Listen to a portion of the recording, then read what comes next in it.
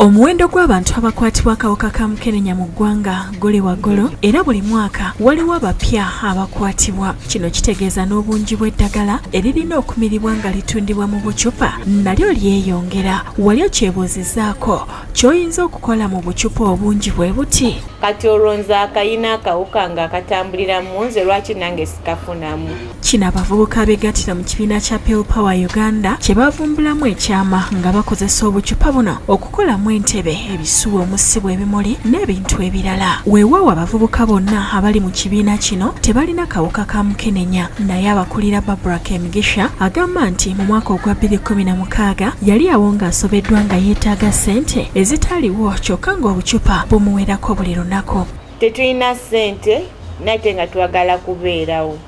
Nengamba omwami wange nti omanyi cupa buno weebulya tulina ssente nazigula katanda ka bebi lwaki tetukolamu akatanda mu bucupa. Agamba yeegobako embeera ey'okwenakuwaza bwe yakikkiriza nti embeera gy'alimu tasobola kugikyusa ne batandika okuyiiya engeri gye bayinza okugikolamu ensimbi.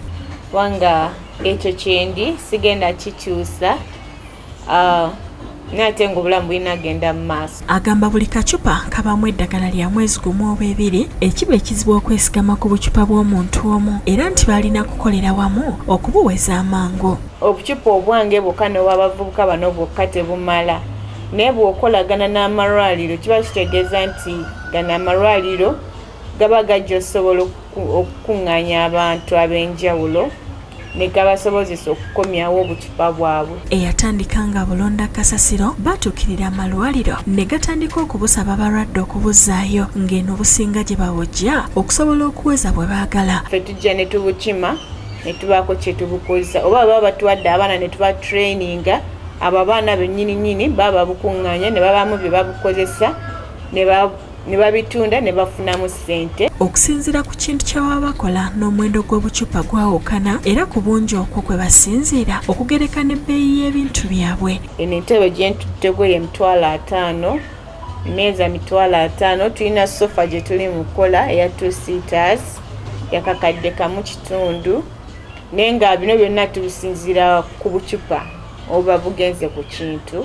Jimmy Rutaya ng'ono ye talina kawuka era nga y'omu ku batendesi agamba nti omulimu guno gubayambye nnyo okufuna ssente ezibayimirizaawo. Tulina ebitanda, tulina ebimeeza, tulina ebisituulo nga kyotuddeko ebirala tubitunze mu keya katukeeka ssente ke tufuna ne tusobola okwebeezaawo nga ffe n'okubeezaawo abaana be tulabira abalina akawuka.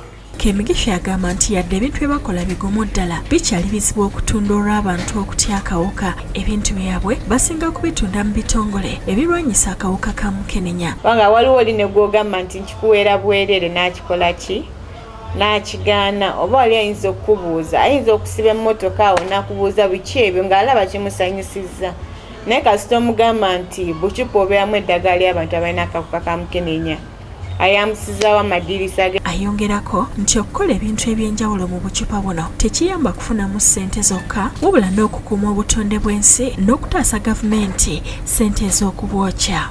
Mu Uganda sintu recycling ali awo w'amaanyi kintu kikulu nnyo, so kitegeera bagenda busula in different places naye kati ffe tuli providing a solution. Yadde nga abavubuka bano tekibakwasa nsonyi kwogera nti balwadde beewuunya abo abanafuya obulwadde buno nga babugeraageranya n'omusujja. Siri mutafuukangako omusujja kubanga bw'olaba empeke ze tumira tosobola zigeraageranya n'obuweke obubalemye okumira wiiki ennamba.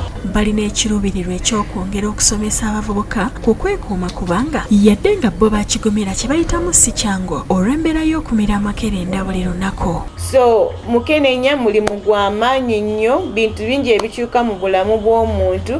Saagala obeere eyo gambe nti ne bwe nkafuna tewali kyamaanyi. Naye tageti yaffe gamba nti akawuka nze akalina kakoma ku nze. Chobe Dance yakusakidde eggulire lino ku Lwabukede TV.